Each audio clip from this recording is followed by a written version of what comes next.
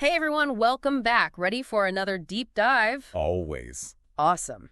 Well, today we're going to be tackling the world of long-term greenhouse gas emissions projections. Sounds intense. It is. But thankfully, we've got an incredible source to guide us. We're going to be looking at a special report from way back in the year 2000. Within the day. Right. It's called Emission Scenarios, and it's put together by none other than the Intergovernmental Panel on Climate Change.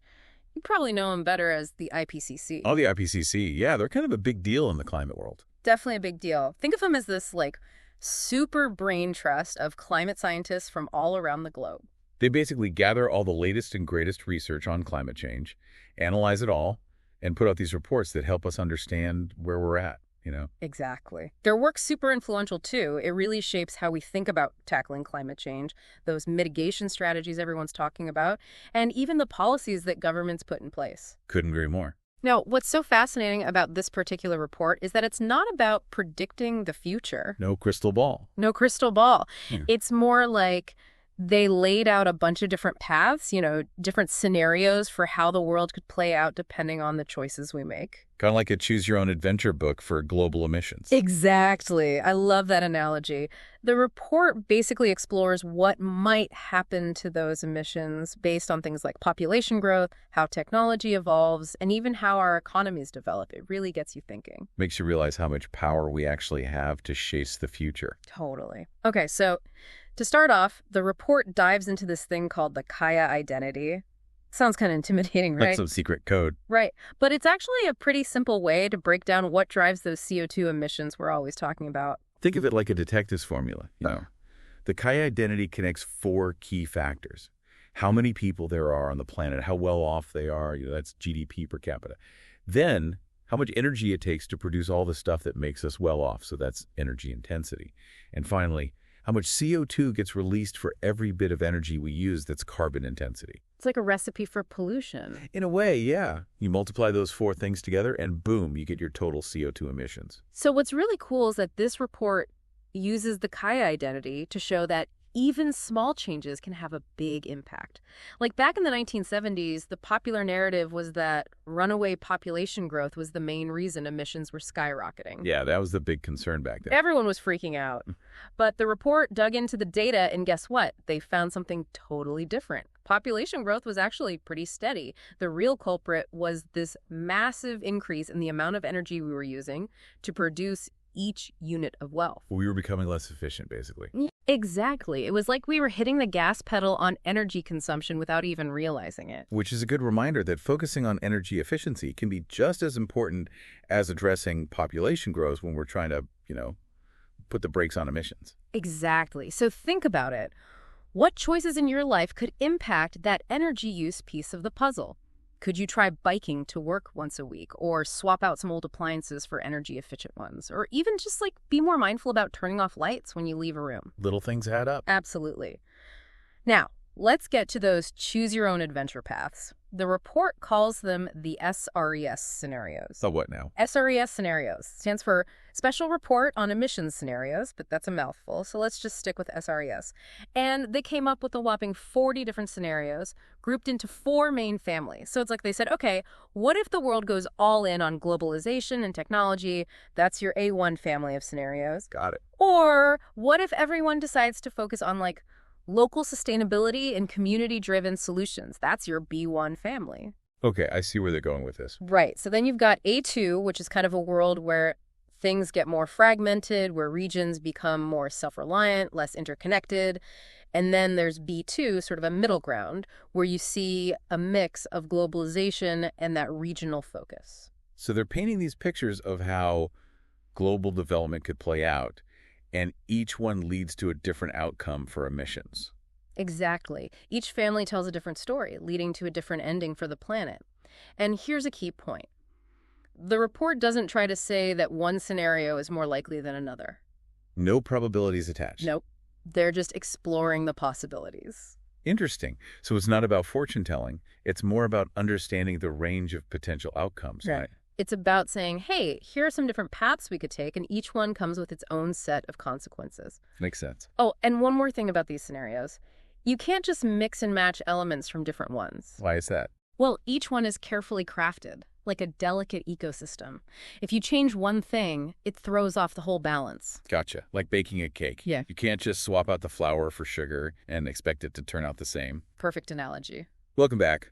Ready to dig deeper into those SRES scenarios? Absolutely. I'm especially curious about what they tell us about future greenhouse gas emissions, the big picture. Right. Well, you won't be surprised to hear that the report projects a pretty wide range of possibilities. I mean, depending on which path the world takes, we could see anything from significant increases in CO2 emissions to substantial decreases by the year 2100.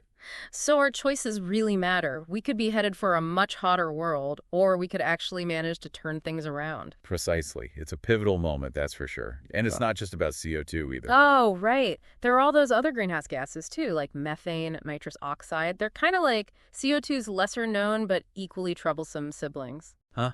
That's a good way to put it. They might not be as abundant as CO2, but they can pack a serious punch when it comes to trapping heat in the atmosphere. A real team of villains. But hey, there was a hopeful nugget I found in the report. Oh, tell me more. Well, it said that shifting away from fossil fuels could be a huge game changer. They said it could be as impactful as population growth, economic development, and energy consumption levels combined. That's massive. It is. That's why decarbonizing our energy systems, Right. making that shift to cleaner sources like solar and wind is so crucial. I'm with you there. But speaking of changing things up, what about all the other sources of emissions? Things like agriculture, deforestation, those are huge contributors to climate change too, right? Absolutely. And the report delves into that complexity. Yeah. They look at how emissions vary from region to region. They found that developed and developing regions have very different emissions profiles. But it's not a one-size-fits-all solution. Nope, not at all. For instance, they looked at the A1B scenario, and it projected this massive increase in energy demand in Latin America. That leads to a peak in emissions by 2050, followed by a decline. Fascinating. Each region really has its own unique story to tell. That's a great way to put it. It's like this global tapestry, woven from different threads of development, energy use, and technological progress. Right, I'm going to shift gears a bit here and talk about policy. I know these scenarios are supposed to be policy neutral, Right. They don't explicitly account for climate policies. but it's hard to imagine tackling climate change without strong policies in place. Like, how can we even begin to address this issue if governments aren't stepping up and taking action? I hear you. And while those SRES scenarios might not directly factor in climate policies, they still provide a super valuable baseline for policymakers. It's like they're saying, hey, here's what might happen if we just stay on the current course. Now, how do you want to change that? It's like giving them a map of the terrain but letting them choose the route. Exactly. The report really emphasizes that policymakers need to understand those consequences of different decisions. It's not enough to just set ambitious targets.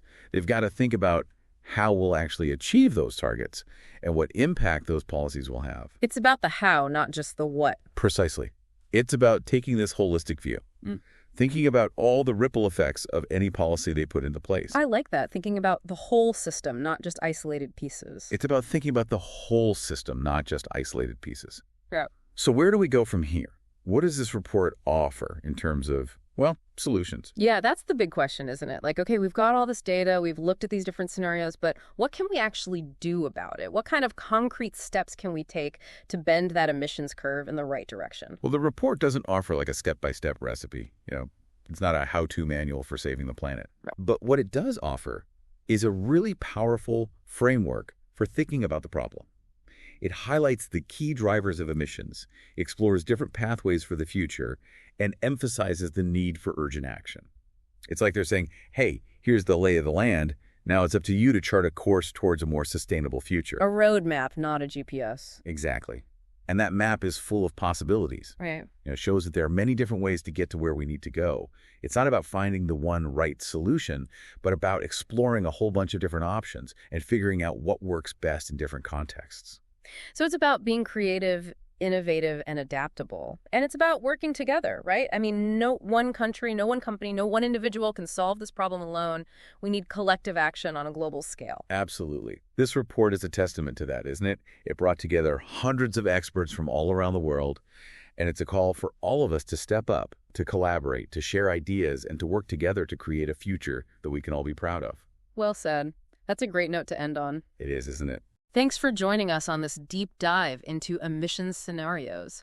We hope you found it as fascinating and thought-provoking as we did. It's been a real journey. It has. And remember, this is just the beginning. The conversation about climate change continues. Keep learning, keep asking questions, and keep pushing for a more sustainable future. Thanks for listening.